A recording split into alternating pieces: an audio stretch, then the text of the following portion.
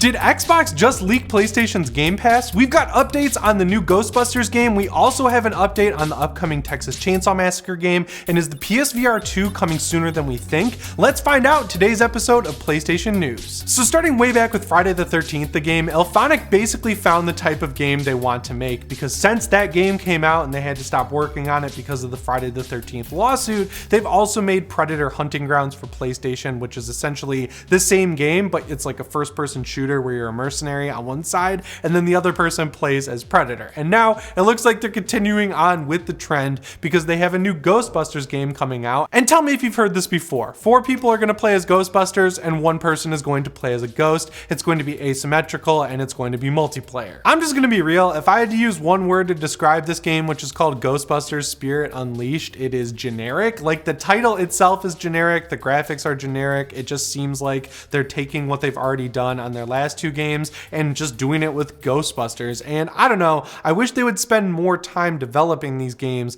and really making them feel like actual fully featured things instead of putting them out in what feels like a beta and then expecting people to stick around while they drip feed out content. Friday the 13th was a great test case, right? But I think a lot of the success of that game was more due to the publisher, Gun Media. They're the people who really love Friday the 13th. They're the people who got Kane Hodder involved. They're the people who mocapped all the kills. They're the people who got the tone right. They're the people who made sure all the lore was correct. They're the people who really seem to come up with the extra game modes that came to that game after it launched and didn't come to the game but were announced again because of that Friday the 13th lawsuit. And then when we got Predator Hunting Grounds, it was a good platform to build off of, but they really price gouged people on the DLC. I was just blown away that all of the maps that came with that game were just the same variation of the same jungle over and over again. They teased some Predator 2 type stuff, but yeah, at the end of the day, most of the content that came to that game after release you had to pay for, and then when people immediately stopped playing it, they just moved on, apparently, for this Ghostbusters game. Guys, I've been working hard on coming up with some cool merch to sell here on the channel, and nothing is cooler than a simple logo t-shirt, especially when it's in the Doom 2016 font. So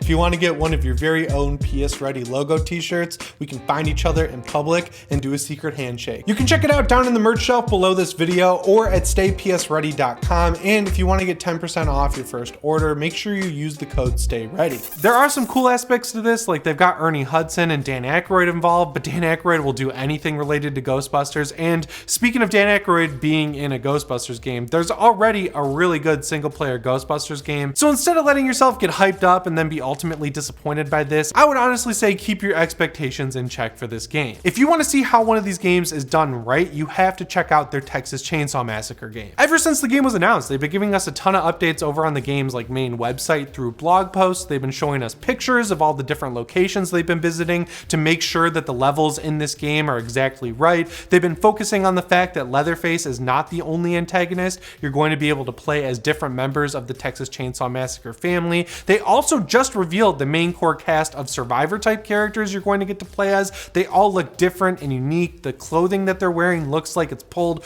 right from the Texas Chainsaw Massacre. Like, they are going for the same purely authentic vibe that the Friday the 13th game had. But the best thing is, this doesn't just look like the Friday the 13th game reskinned as Texas Chainsaw Massacre. It looks like they're taking a lot of the stuff that they learned working on Friday the 13th and they're applying it directly to this game to make it bigger and better and make sense for the Texas Chainsaw universe. You know, like, you can just keep making the same game over and over again. I think people will show up day one just based on the IP that you have with Ghostbusters and Predator. But when you look at how much care went into Friday the 13th and now Texas Chainsaw Massacre, that's what gets people to stick around and really keep playing your game. I just wanted to give this game a shout out here on the channel because they're doing some really cool things with it, and I feel like the gaming press at large has been kind of ignoring it, which is crazy because you look at other games like the Evil Dead game, which looked really cool when they announced it, and then they kind of went dark on it after a bunch of delays, and now it's coming out apparently in May, and we don't know anything about that game. And then Gun Media is sitting there doing everything right, and everyone kind of seems to be ignoring it for some reason. So yeah, if you haven't looked into this game, you should definitely check it out.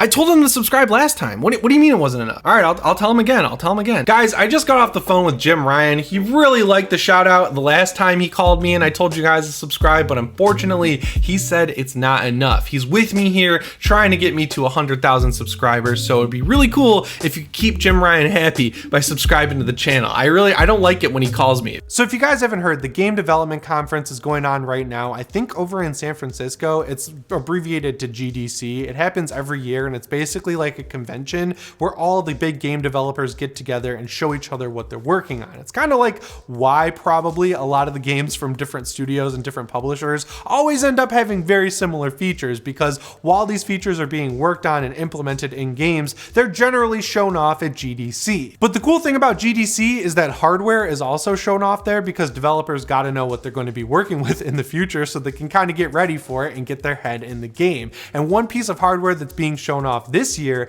is allegedly the PlayStation VR 2, and there have been some good reactions coming out about it. One reaction is specifically coming from a Valve veteran named Chet Falasek, sorry if I mispronounced your name, and what he said is, had one of those VR moments today playing in the new PSVR 2 HMD. You know, where the world just feels different when you return? So good. Thanks Shuhei Yoshida and Greg Rice for the demo and chat. And in the ResetEra thread where this was being talked about, one of the people responded that it sounded hyperbolic, and a developer who's working on a PSVR 2 game just plainly said it's not hyperbolic. So that is really promising. And it's also promising that we're hearing this from a Valve developer, because if you took the whole landscape, right, of VR headsets, Valve far and away has the best headset with their Valve Index. So if a Valve veteran is playing the new PSVR 2 and they're saying that kind of changed their perception of VR, that is a super promising reaction, knowing that they worked on the Valve Index. It's funny, we've seen pictures of the PSVR 2, we've seen games that are going to run on it like Horizon Call of the Mountain, we've seen pictures of the controllers, we've even had full breakdowns of how the headset is going to work. But this, hearing from a developer who's actually played the thing, is the first time I've actually ever really been super hyped for this headset. At first when we heard the announcement and it wasn't going to be able to work without the PS5 being connected to it, I got to admit I was a little disappointed. It kind of just seemed like the logical next step.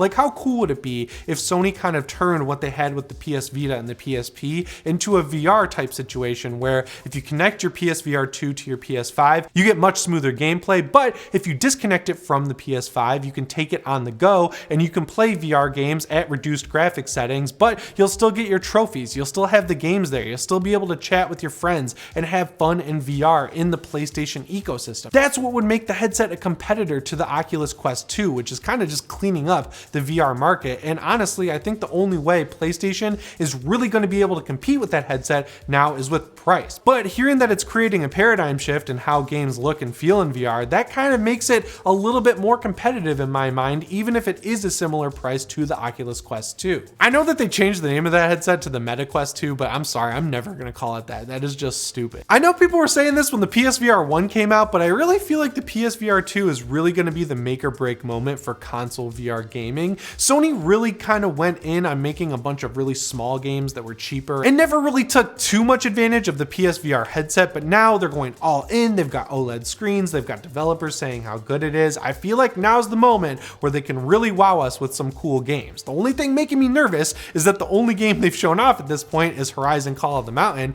and that game did not look great. It looked like a cool VR experience, but the on-rail section they showed off didn't really seem like anything different than I was already playing on PSVR 1 or Oculus Quest 2. Show me something cool where I'm fighting a Thunderjaw in VR, and then I'll start getting excited for the games they're working on. Sticking with GDC, Xbox put out a video which is basically like a self-pat on the back congratulatory talk between Phil Spencer and Sarah Bond. They're two executives over at Xbox, but the cool thing is, in this talk, they basically leaked the PlayStation Game Pass. Specifically, Sarah Bond said subscriptions have lowered the barrier of entry and created a whole new market and love for games and gaming experiences that otherwise wouldn't have existed. It's one of the reasons why I'm excited to see gaming become a bigger part of our industry. We have our subscriptions, Sony's announced theirs, and I anticipate other platforms are going to do the same because it's so good for both developers and players. Now, immediately when this video came out and people heard that line, they started pointing out the fact that no, Sony has not announced their competitor to Game Pass, and it's been rumored for a long time now. The prices have allegedly leaked, but we haven't heard anything from Sony at this point. So to hear an Xbox executive come out and just say, yeah, Sony has a competitor to us coming down the pipe, that is some crazy acknowledgement that to me basically confirms that yes, we are not going to be waiting long for PlayStation's competitor. And as someone who plays on PC and PlayStation 5, I am extremely excited for PlayStation's competitor, mainly because it's not going to have first-party exclusives day and date. Now, I know you're sitting there like, what are you talking about? That's the biggest feature of Game Pass. But I'm going to tell you right now, a lot of these games coming to Game Pass day and date from Microsoft Studios have major concessions made to them and also major technical problems that take months to figure out. I mean, Halo Infinite is a great example. That was supposed to be the biggest game ever for the Xbox Series X, and for a minute there it totally felt like it was, but they have stopped updating that game. They've just recycled events. They've made it extremely hard to get things for free. Their microtransaction store is completely out of whack with prices. There's technical issues, like the list goes on and on with problems that Halo Infinite has. And then you look at the games that Sony has released this year, like Horizon Forbidden West.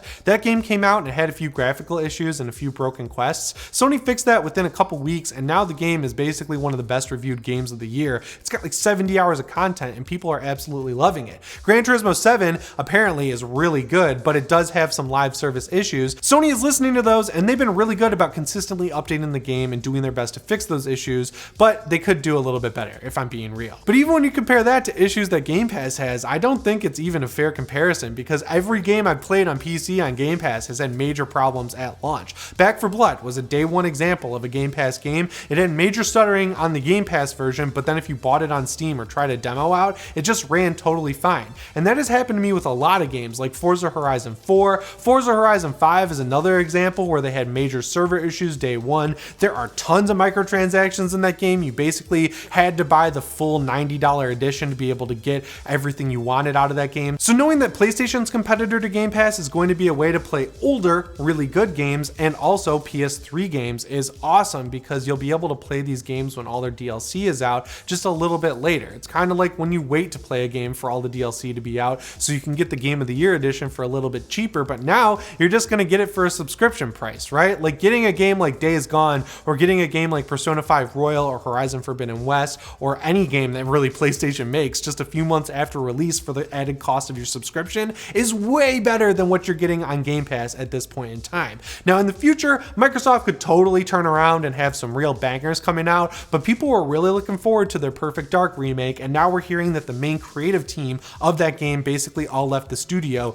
and they had to call in Crystal Dynamics to help them make their new live service game. But the last live service game Crystal Dynamics made was Avengers, and that game is a fucking mess. Like, not only have they just stopped talking about features they've announced and promised are coming, they've also just left bugs in the game, and now they're just reworking the melee combat, which I'm pretty sure no one asked for. I have no idea what's going on with Avengers, but if I'm looking at the gaming landscape and I'm making a live service game, Crystal Dynamics is the last developer I would ask for help outside of a developer who hasn't worked on a live service game before. And the best thing for Sony is that if they're taking games that have been out for at least a year and putting them on their Game Pass competitor, like, you know, at the point where they'd be like $10 to just buy on the PlayStation Store, they're not devaluing their games, which is the most important thing here, right? I guarantee you when people see that Halo Infinite is going to be free on Game Pass, they're not going to go out and spend $60 on it, because why would you? You could just buy a month of Game Pass, get your fill in the campaign for $15, and then you're good to go. You just delete the game off your console and never think about it again. I just think Sony is wise to not let that happen, and I think it's cool that Xbox basically acknowledged that their competitor to Game Pass is coming sooner rather than later, because things have been pretty dead in the PlayStation side of the news cycle, and I think we need some new stuff to get excited for. And it looks like Sarah Bond knew what she was talking about, because just today we got more leaks that basically say we are getting this PlayStation Game Pass next week. The exact date hasn't been locked in yet, but it looks like the pricing tier is going to line up with the rumors we already heard. So there's going to be PS Plus Essential, which gets you monthly games, and that's $10 a month. Then there's going to be PS Plus Extra, which gets you the monthly games